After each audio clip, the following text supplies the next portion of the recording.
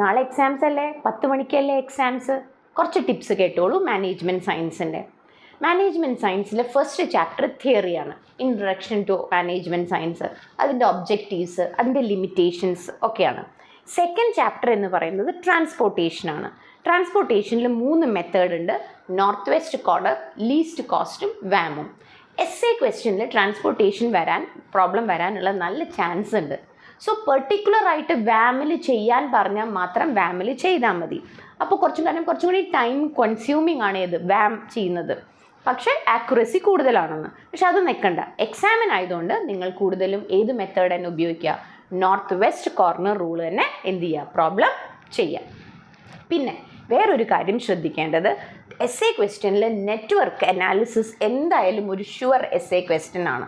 Network അനാലിസിസിൽ അതിൽ 2 method ഉണ്ടല്ലോ, പെർട്ടും ഉണ്ട്, CPM ഉണ്ട്. അവർ ക്വസ്റ്റ്യൻ പേപ്പറിൽ പറയില്ല ഇന്ന മെത്തേഡിൽ ചെയ്യൂ എന്ന് പറയില്ല. പക്ഷെ നമുക്ക് ക്വസ്റ്റ്യൻ കണ്ടു കഴിഞ്ഞാൽ ഐഡൻറ്റിഫൈ ചെയ്യാൻ പറ്റും അത് പെർട്ടാണോ CPM ആണോ എന്നുള്ളത്.